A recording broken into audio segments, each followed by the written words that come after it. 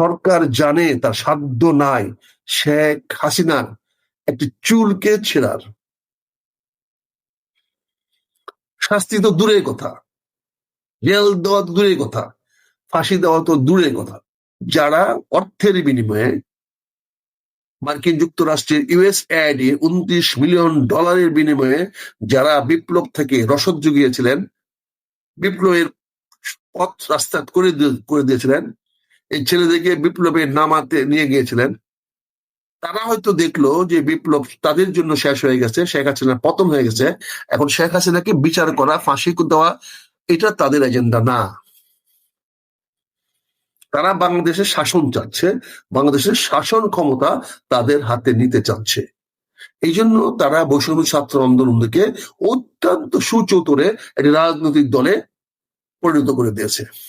ফলে আর 10টা আর 40টা রাজনৈতিক দলের মতো এনসিপিও একটি রাজনৈতিক দল যে বাংলাদেশের আপামর জনগণকে প্রতিনিধিত্ব করে না।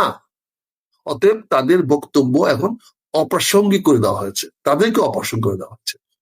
এই যে বিচারটা হলো এতদিন পর্যন্ত, এখানে কতগুলো মিডিয়া ট্রায়াল ছাড়া প্রসিকিউটর সাহেব যে সমস্ত বক্তব্য দিয়েছে বাইরে আর যে সমস্ত বক্তব্য দিয়েছে আদালতের ভিতরে, এখানে কোথাও এমন কোনো কিছু প্রমাণ করতে পেরেছে যেটা শেখ হাসিনা আবু সাইদ সহ অন্যান্য কাউকে হত্যা করার জন্য নির্দেশ দিয়েছে। এটা প্রিজাম্পশন করে আপনারা কথাগুলো বলছেন বলে কালকে এমন একটা ভাব ধরছে, মানুষ তো কেয়ারলেস, মানুষদের কোনো গুরুত্ব দেয় নেই, মানুষকে জানতো না কি হচ্ছে না হচ্ছে, বেশিরভাগ মানুষ জানে না। আমার বাসায় আমাদের প্রায় সবকিছু লোক মিলে প্রায় 21 জন লোক আমরা এখানে, আমার একটা খানিক থেকে আমরা ভাত খাই। আমার 21 জনের মধ্যে একমাত্র আমি ছাড়া 20 জন কেউই অ্যাওয়ার না যে কালকে কি শেখ হাসিনার বিচার হবে না কি হবে, কেউ জানে না। আমি আমার 21 জন সদস্যের কথা বলছি, তাদের মধ্যে আমি ছাড়া অন্য কেউ জানে না। আর আমি তো জানি আমার রাজনৈতিক একটা অবস্থানের কারণে আমাকে একটু খোঁজ খবর নিতে হয়। আমি আমার ড্রাইভারকে জিজ্ঞাসা করলাম, না কি বল, আমি আমার অন্যান্য লোককে জিজ্ঞাসা করলাম, নাই। কাজে এই যে মানুষের অবস্থা, এটাকে মানুষকে জানানোর জন্য সরকার তার নিজের ইচ্ছায় নিজের পরিকল্পনা মোতাবেক মেট্রিকুলাসলি বিভিন্ন জায়গায় বোমাবাজি করে বাংলাদেশকে গরম করার চেষ্টা করছে, জানান দেওয়ার করছে যে আগামীকালে কিছু একটা হবে। ওই যে বললাম ব্লকবাস্টার সিনেমার টিজার তৈরি করা হচ্ছে অ্যাডভার্টাইজের জন্য, যাতে মানুষ আকর্ষিত হয়, মানুষ কালকে যায়।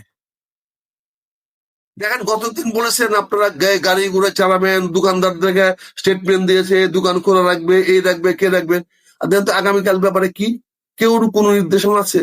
আপনি বিজিবি নামায় দিচ্ছেন, বিডিআর নামায় দিচ্ছেন, পুলিশ নামায় দিচ্ছেন, হ্যাডম থাকে তো গুলি করে মারেন তো একটা লোককে, কালকে দেখি তো কালকে লোককে মারেন। এতগুলা বোমাবাজি হলো, একটা লোককে গ্রেফতার করতে পারলেন না। এখানে তো মাঠে আওয়ামী লীগ, ছাত্রলীগ, যুবলীগ কেউ মাঠে নাই, সব বাড়িতে ঘুমাইতেছে নাকে তেল দেয়া। শেখ হাসিনা দিল্লিতে ঘুমাইতেছে, সবাই জানে যে এগুলো কিচ্ছু হবে না, শেখ হাসিনা ফাঁসি দিলে কিচ্ছু হবে না, মৃত্যুদণ্ড দিলে কিচ্ছু আসবে যাবে না, তার নাকে তেল দিয়ে ঘুমাচ্ছে। আপনি যে এত রাব রব সহজ নিয়ে, অস্ত্রপাতি নিয়ে, বিজেপি নিয়ে এত প্লাটুন নিয়েছে, দেখেন তো আপনার সামনে কাউকে পান কিনা আপনাকে বাধা দেওয়ার মতো। আর যদি কেউ বাধা দিতে আসে, দেখি হ্যাডম থাকলে একটা গুলি করে এটা লোককে মারেন দেখি কালকে, দেখি তো আপনার কত বড় শক্তি। একজন প্রসিকিউটর তো বলে দিচ্ছেন আমরা কোনো চাপ পাচ্ছি না, চাপ ফিল করতেছি না, বিচার হবে। কালকে ধারাপাতের মতো আমাদের মাননীয় অভিজ্ঞ বিচারক সাহেব পড়ে যাবেন,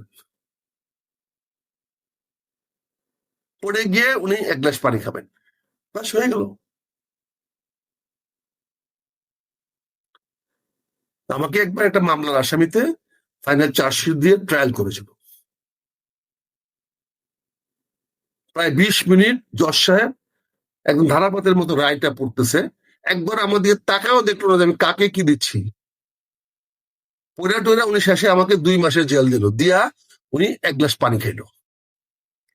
আমার মতো একটা আসামিকে 2 মাসের জেল দিয়ে জজ সাহেব পানি খায়। এবং আমার দিকে একবারও তাকায় দেখলো না যে আমি আসামিটা কি সামনে আছে কি নাই, কাকে দিচ্ছি 2 মাসের জেল। আমি তো অন্য কোনো কারণ না, বিএনপি একটা মিছিলের নেতৃত্ব দিয়েছিলাম বলে আমার সহ 59 জনের বিরুদ্ধে একটা মামলা করেছিল, সেটার মধ্যে আমি 1 নম্বর আসামি ছিলাম, এই আওয়ামী লীগ সরকারের আমলে। সেখানে আমাকে 2 মাসের জেল দিয়েছিল, আর বাকি 68 জনকে বেকসুর খালাস দিয়েছিল। আমি জজ সাহেবকে ধন্যবাদ দিয়েছিলাম, আর জজ সাহেব পানি খেয়েছিল। কালকে তো তাই করবে, জজের গলা শুকায় যাবে কালকে পানিশমেন্ট দিতে, কারণ এটা তো ধারাপাতের পানিশমেন্ট হবে, ডিক্টেটেড পানিশমেন্ট হবে, যেটা অতীতে করেছে, যেটা নিজামী সাহেবকে ফাঁসি দিয়েছে, যেটা ওই আমাদের সালাউদ্দিন কাদের চৌধুরীকে ফাঁসি দিয়েছে, কাদের মোল্লাকে ফাঁসি দিয়েছে, মীর কাসেমকে ফাঁসি দিয়েছে। এগুলো তো ধারাপাতের মতো বিচারকেরা বিচারকে কলঙ্কিত করেছে, বিচারের নামে তারা হত্যা করেছে। ওই বিচারকরা তো বিচারকের খোলস পড়ে ওই ধারাপাতের বক্তব্য পড়ে পড়ে তারা তাদেরকে ফাঁসি দিয়েছে। আগামীকালকে ওই নাটকেরই পুনরাবৃত্তি হতে যাচ্ছে। আগামীকালকে একইভাবে বিচারক ধারাপাত থেকে পড়ে যাবে, 2 × 1 = 2, 2 × 2 = 4, 3 × 6, 4 × 8, শেখ হাসিনার মৃত্যুদণ্ড ঘোষণা করা হইল। বাস, এই তো হবে আগামীকালকের রায়। পারবেন সেটা বাস্তবায়িত করতে? শেখ হাসিনা তো তাও ধারাপাতের রায় বাস্তবাদী করেছিল। শেখ হাসিনা তো তারা সেই বিচারকদের স্তুতি দেওয়া নির্দেশিত আদেশ বা রায়ের বাস্তবায়ন। আপনারা কি পারবেন আগামীকালকে শেখ হাসিনাকে যেই রায় দিবেন এবং সর্বোচ্চ রায় মৃত্যুদণ্ড, সেটাই আপনারা দেওয়ার চেষ্টা করবেন? কিন্তু আমার সন্দেহ আছে, আমি এখনো সন্দেহ পোষণ করি সেই রায়টিও দিতে পারবেন কিনা আমি জানি না, দেওয়ার মতো আইনি ভিত্তি বিচারক কোথাও খুঁজে পাবেন কিনা আমি জানি না। স্বরাষ্ট্র উপদেষ্টা বলছেন যে রায় যাই হোক এটা বাস্তবায়ন হবে, বাস্তবায়ন করবেন। তো রায় যাই হোক বাস্তবায়ন করতে, ওই তো কি স্বরাষ্ট্রমন্ত্রী যদি একটা বড় স্বরাষ্ট্র গাধা হয় তাহলে তাই হবে। রায় যাই হোক, রায় হোক, রায় যাই হোক মানে বেকসুর খালাস দিয়ে দিবে, তাহলে বাস্তবায়ন করতে পারবে।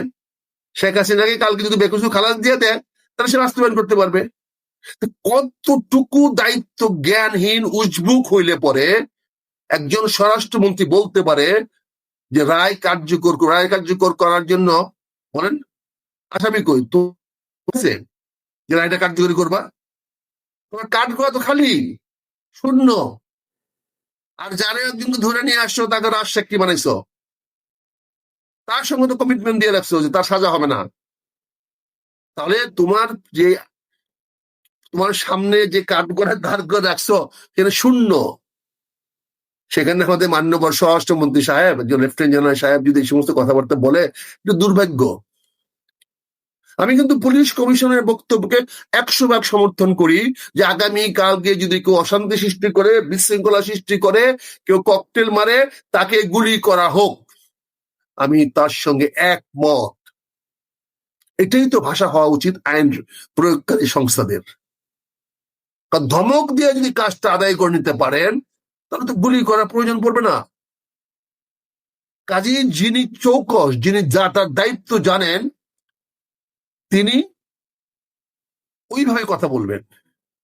আমি তার বক্তব্যের মধ্যে, পুলিশ কমিশনারের বক্তব্যের মধ্যে কোনো ভুল দেখি না। কিন্তু কালকে গুলি করবেন কি করবেন না, করতে পারবেন কি পারবেন না, সেটা অন্য বিষয়, সেটি কালকে বোঝানো যাবে। কাজে এখানে আগামীকালকে এই রায় নিয়ে অনর্থক মানুষের টেনশন করে কিছু লোক করতে পারবে না, গাইতে পারবে না, স্কুল কলেজ গুলো আনকল ছুটি দিয়ে রাখছে, এই যে গ্রাফিক ক্ষতিটা হচ্ছে সেটার দায় কে নেবে? এই যে মানুষের মধ্যে একটা বিভিন্ন ধরনের চাপ প্রয়োগ করা হচ্ছে, টেনশন তৈরি করা হচ্ছে, অনেক মানুষ জরুরি কাজে কালকে হয়তো ওই আদালতের হাইকোর্টের আশপাশে যাওয়ার দরকার পড়বে, সচিবালয়ে যাওয়ার দরকার পড়বে, চাকরিতে না গেলে চাকরি চলে যাবে, ওখান দিয়ে পুরান ঢাকা যেতে হবে, সদরঘাটে যেতে হবে, গুলিস্তানে যেতে হবে, মতিঝিলে যেতে হবে। তারা কিভাবে যাবে? তাদের সব বন্ধ করে রাখবেন। তাহলে কালকে একটা অস্বাভাবিক অবস্থা সৃষ্টি করছেন সরকার। এটা তো পুলিশ করতেছে না, সরকার পুলিশকে নির্দেশ দিয়েছে, তাই করতেছে। পুলিশের তো কোনো দোষ নাই, পুলিশকে যা করতে বলা হচ্ছে তাই তারা করা হচ্ছে। স্বরাষ্ট্রমন্ত্রী সাহেব কেন এটা বলতে পারলেন না? আগে রায় দেখ না, ফাঁসি দিলেও তো কার্যকরী করতে আরো কতদিন লাগবে? এই ফাঁসির পরে এটা উচ্চ আদালতে যাবে, সেখানে রাষ্ট্রপতির দস্তখত হবে, সেই রায় কার্যকরী করতেও তো 2, 4, 5, 6 মাস, 1 বছর লাগতে পারে। তাহলে কার্যকরী তো আপনি 1 বছর পরে করবেন, তা আপনি আসেনি তো 3 মাস, তা আপনি কিভাবে করবেন? এই ধরনের ফালতু কথা বললে তো মানুষ হাসছে রে ভাই।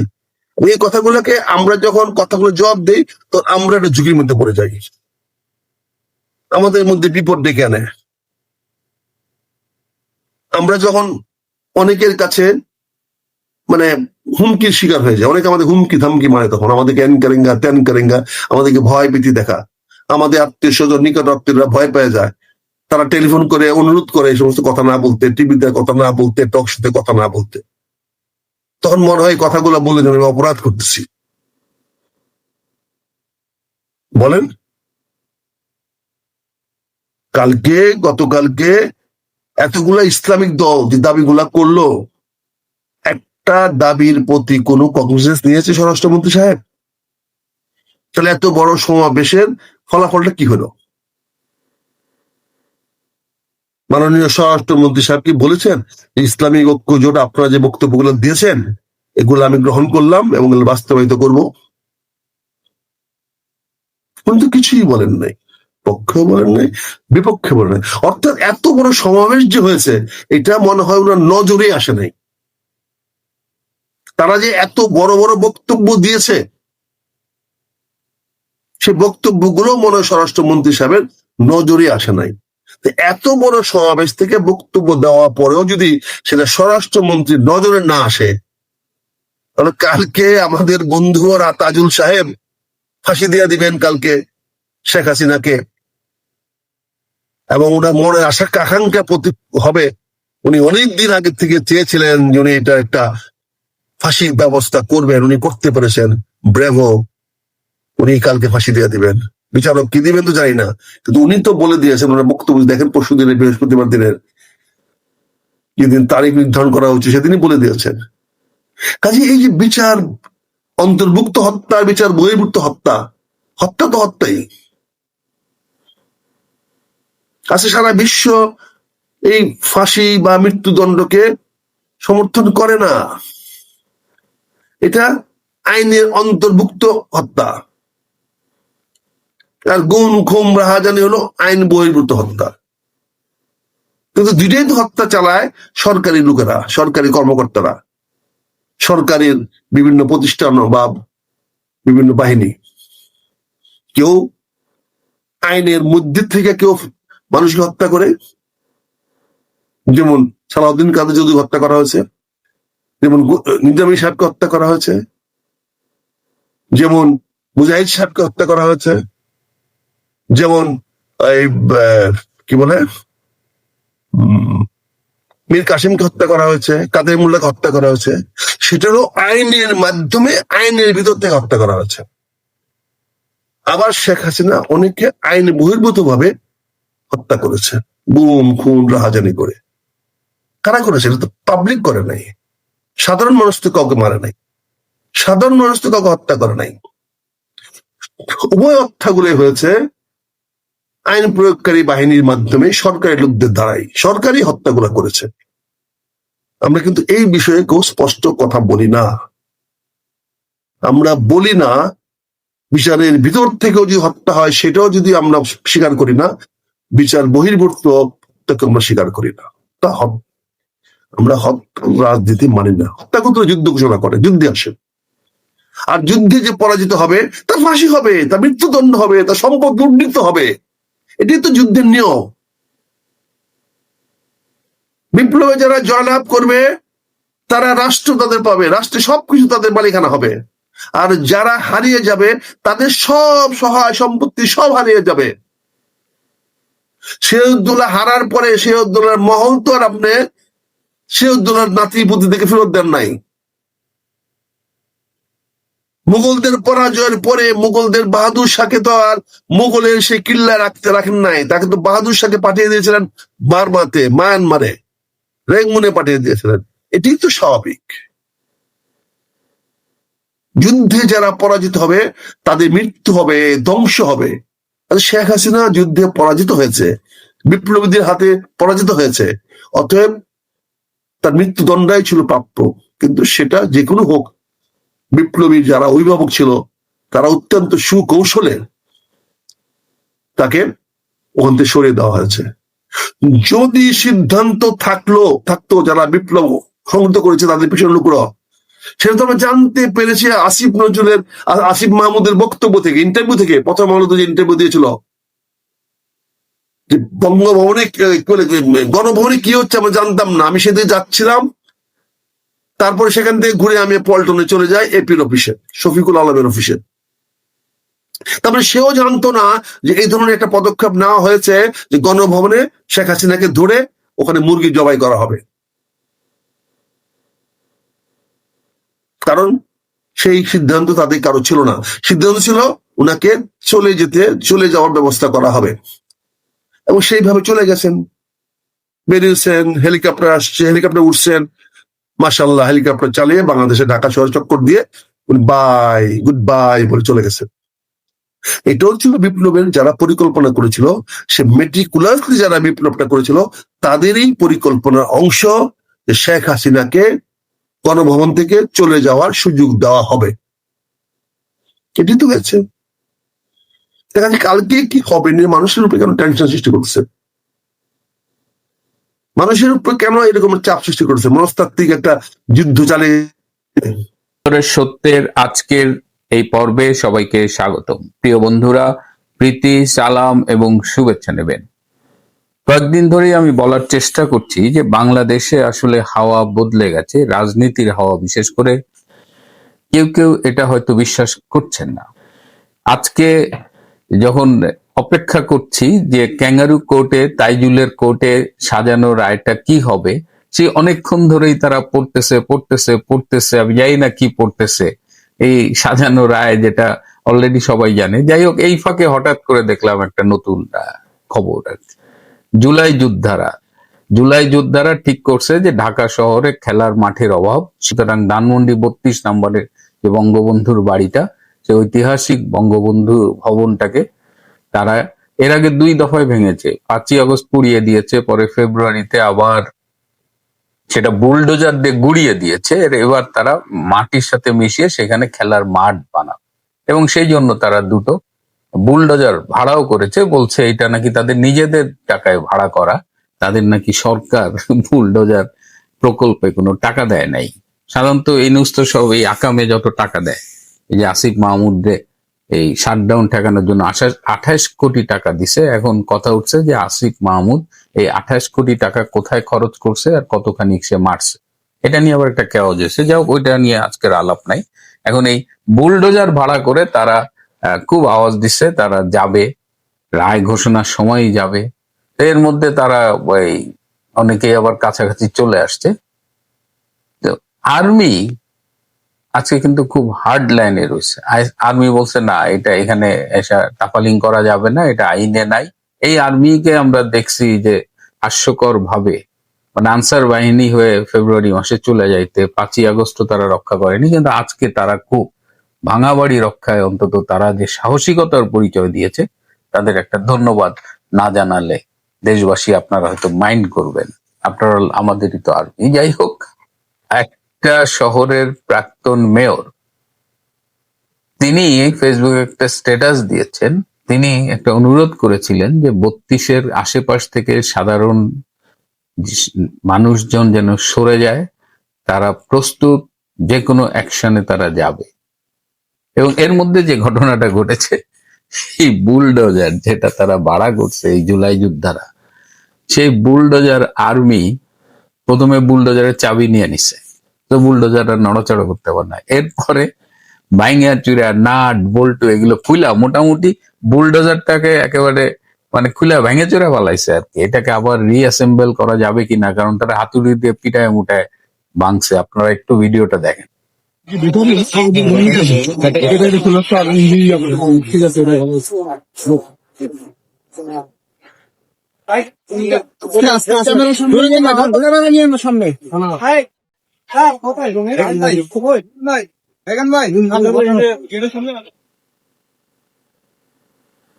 এই বুলডোজার দুইটা আপনাদের কি চেনা চেনা লাগে? এই বুলডোজার দিয়েই কিন্তু ফেব্রুয়ারি মাসে এই ধানমন্ডি 32 গুড়িয়ে দিয়েছিল। সেই একই মালিকের এই বুলডোজার দিয়ে আকামটা করতেছে। এখন যেহেতু বুলডোজার ক্ষতিগ্রস্ত হয়েছে এবং মালিক বলতেছে বুলডোজারের ভাড়ার টাকা নাকি তারা দেয় নাই। জুলাই যোদ্ধারা বলছে নিজের টাকায় ভাড়া করছে, কিন্তু মালিক বলতেছে ভাড়ার টাকা দেয় নাই। এবং মালিকের এখন তো আমসালা সব গেছে পুরা, মানে গো মা সা যেটাকে বলে একেবারে পুরা মারা সারা আর কি। এখন তার বুলডোজারই অকেজো হয়ে গেছে। এখন সে কান্নাকাটি করতেছে যে এই বুলডোজারের টাকা কে দেবে, এখন কাউরে খুঁজে পাওয়া যায় না। কিন্তু ওই যে স্ট্যাটাসটার কথা বললাম যে একজন প্রাক্তন মেয়র পাশের একটা শহরের, তিনি একটা স্ট্যাটাস দিয়েছে। এবং এই যখন আর্মি যখন এই বুলডোজার ভাঙচুর করতেছিল, বুলডোজার ভাঙবে কি, বুলডোজার নিজেই ভাঙচুরের শিকার হয়ে গেছে, ঠিক তখনই বিকট শব্দে একটা ককটেল বিস্ফোরিত হয়। এবং সেই ককটেল বিস্ফোরিত হওয়ার সাথে সাথে সাথে এই যে সাহসী জুলাই যোদ্ধারা, এখানে এই জুলাই যোদ্ধাদের একটা বড়ই অংশ ছিল আবার লুঙ্গি পরা। বুঝেন এই লুঙ্গি পরে কারা আসছে? এরা সাধারণত মোহাম্মদপুরের বেহারিপট্টি থেকে আসে বা এরকম ভাড়া টোকাই, অধিকাংশ হলো ভাড়া করার টোকাই, ভাড়াও রাস্তাঘাট থেকে টোকাই নিয়ে আসছে। এই টোকাই জুলাই যোদ্ধা যারা ছিল লুঙ্গি তুলার দৌড়, মুহূর্তে জায়গাটা ফাঁকা হয়ে গেছে। আজ এ পর্যন্তই। ভালো থাকবেন, সুস্থ থাকবেন, তার চেয়েও জরুরি হলো নিরাপদে থাকবেন। সবাইকে অনেক ধন্যবাদ। সাবেক প্রধানমন্ত্রী শেখ হাসিনার বিচারের রায় দেওয়া হয়েছে ট্রাইব্যুনাল থেকে, এবং রায়ে কি হবে মোটামুটি এ বিষয়ে আমরা সবাই নিশ্চিত ছিলাম। তাই এ বিষয়ে এই মুহূর্তে বিশেষ বিস্ময়ের কিছু নেই, তবে এটা নিয়ে আলোচনা হতে পারে, নানান ধরনের বিশ্লেষণ হবে।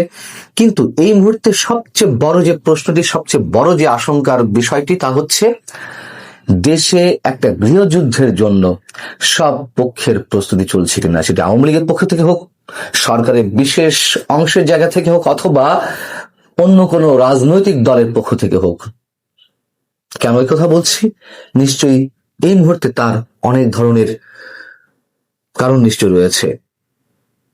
গত কয়েকদিন আগে আপনাদের নিশ্চয় মনে আছে, গত সপ্তাহখানেক আগে বা তার কয়েকদিন আগে শেখ হাসিনা একযোগে তিনটি আন্তর্জাতিক গণমাধ্যম, রয়টার্স, দ্য ইন্ডিপেন্ডেন্ট এবং এএফপি কে একটি সাক্ষাৎকার দিয়েছিলেন। সেখানে তিনি মন্তব্য করেছিলেন যে আওয়ামী লীগ বিহীন কোন নির্বাচন জনগণ মেনে নেবে না, এই ধরনের মন্তব্য ছিল। সেখানে নির্বাচন প্রতিহতের কোনো ডাক ছিল না, সেটি এখন সামনে আসছে।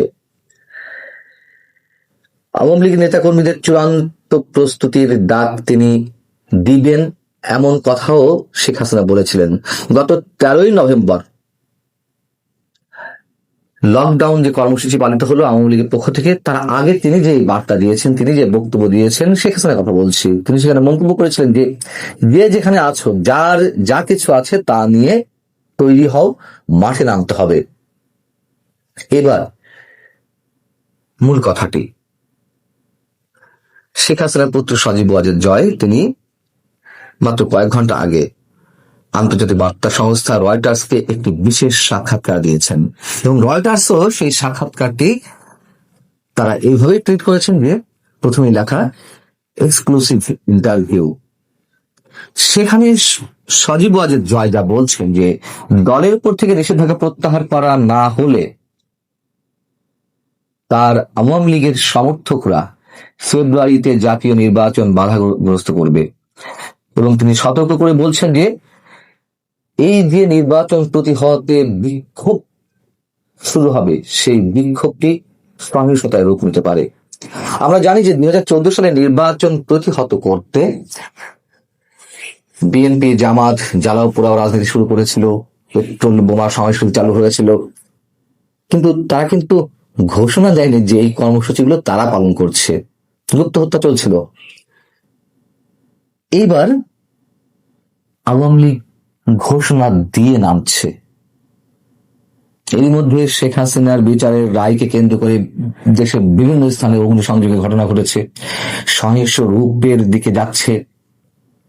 সেই জায়গা থেকে প্রশ্ন, সত্যি সত্যি এটি সশস্ত্র সংগ্রামের ইঙ্গিত কিনা, এবং কেন আশঙ্কাটি তীব্র হচ্ছে? এর আগে অন্তর্বর্তী সরকারের খোদ প্রধান উপদেষ্টা ডক্টর মোহাম্মদ ইউনূস তিনি অসংখ্যবার দেশে যুদ্ধের আশঙ্কার কথা বলেছেন এবং তার জন্য তাদের প্রস্তুতির কথা বলেছেন। তার যে উপদেষ্টা পরিষদ, সেই পরিষদের অন্যতম ছাত্র উপদেষ্টা, প্রভাবশালী ছাত্র উপদেষ্টা আসিফ মাহমুদ সজীব ভুইয়া, তিনি তো একটি টেলিভিশনে সরাসরি বলেছেন যে 24-এর অভ্যুত্থান যদি সফল না হতো তাহলে তারা সশস্ত্র বিপ্লবের পরিকল্পনা করছিল। এখন সশস্ত্র বিপ্লবের জন্য তো অস্ত্রের প্রয়োজন হয়, সেই অস্ত্রের যোগান নিশ্চয় তাদের কাছে ছিল। এটা তো যুক্তির কথা, সমীকরণের কথা। অস্ত্র ছাড়া তারা সশস্ত্র বিপ্লব করবে কেমন করে? তাহলে সেই অস্ত্রগুলো কোথায়? সরকারের আর এক প্রভাবশালী ছাত্র উপদেষ্টা মাহফুজ আলম, তিনিও কথায় কথায় গৃহযুদ্ধের কথা বলছিলেন। এবং সর্বশেষ এসে বিএনপি কমিশনার মিস্টার সাজ্জাদ সাহেব, তিনি কি মন্তব্য করলেন? যে শেখ হাসিনার বিচারের রায়কে কেন্দ্র করে যে অবস্থা চলছে, তাতে কেউ যদি যানবাহনে অগ্নিসংযোগ করে তাহলে দেখা মাত্র গুলি চালানোর নির্দেশ দিয়েছেন। তিনি কোন এখতিয়ারে বলেন? পুলিশের পোশাক গায়ে পরিহত অবস্থায় দায়িত্বশীল পদে থেকে তিনি এই মন্তব্যটি কিভাবে করেন? তার মানে কি যুদ্ধের মোটামুটি উস্কানি সব পক্ষ থেকে আসছে? আমরা এগুলো খুব হালকাভাবে নিব? সজীব জয়, তিনি রয়টার্সকে দেয়া সাক্ষাৎকারে বিচারের রায়কে কেন্দ্র করে আরেকটু কথা বলেছেন। যেহেতু রায় ঘোষণার আগে এই সাক্ষাৎকারটি তিনি দিয়েছেন, সেখানে তিনি বলছেন, আওয়ামী লীগ ছাড়া আমরা নির্বাচন হতে দেব না। আমাদের প্রতিবাদ ক্রমশ শক্তিশালী হতে চলেছে এবং আমরা যা কিছু করা দরকার তাই করব। আন্তর্জাতিক সম্প্রদায় যদি কিছু না করে তাহলে অবশেষে এই নির্বাচনের আগে বাংলাদেশে সহিংসতা দেখা দিতে পারে, সংঘর্ষ হতে পারে। এবং সেখানে তিনি এই কথাও বলছেন যে ভারত শেখ হাসিনাকে পূর্ণ নিরাপত্তা দিচ্ছে এবং সেই নিরাপত্তাটি হচ্ছে একদম রাষ্ট্রপ্রধানের মতোই, অর্থাৎ তারা এই বিষয়টি নিয়ে চিন্তিত নয়। এবং ভারতও যে নির্বাচনটি খুব সহজে চাইছে না, একতরফা নির্বাচন, তারা অংশগ্রহণমূলক নির্বাচন চাইছে। এটি আওয়ামী লীগের জন্য না হোক, এটি অন্য কারোর জন্য না হোক, তাদের নিজেদের স্বার্থে চাইছে। তার কারণ এরই মধ্যে মৌলবাদী সাম্প্রদায়িক গোষ্ঠীর যে আচরণ, সেক্ষেত্রে তারা তো চাইবে না খুব স্বাভাবিকভাবে যে তারা খুব শক্ত অবস্থানে আসুক। এখন কথা হচ্ছে যে গত 7-8 মাস আগে থেকেই আমি একটি কথা বলে আসছিলাম, মাঝখানে যদিও 3 মাস আপনাদের সামনে কোনো ধরনের কোনো কথা বলতে পারিনি, তাই আবারও মনে করিয়ে দিই, নির্বাচন হবে না, না হওয়ার সম্ভাবনাই মোটামুটি 95%। এটি আমার সমীকরণ। নির্বাচন হবে না, অথবা ডক্টর মোহাম্মদ ইউনূসের অধীনে কোনো নির্বাচন অনুষ্ঠিত হবে না। এবার আপনারা মিলিয়ে নিন কোন দিকে যাচ্ছি আমরা। এবং যেই আশাবাদের জায়গা থেকে 24-এর অভ্যুত্থানে সাধারণ মানুষের অংশগ্রহণ ঘটেছিল, কি কারণে?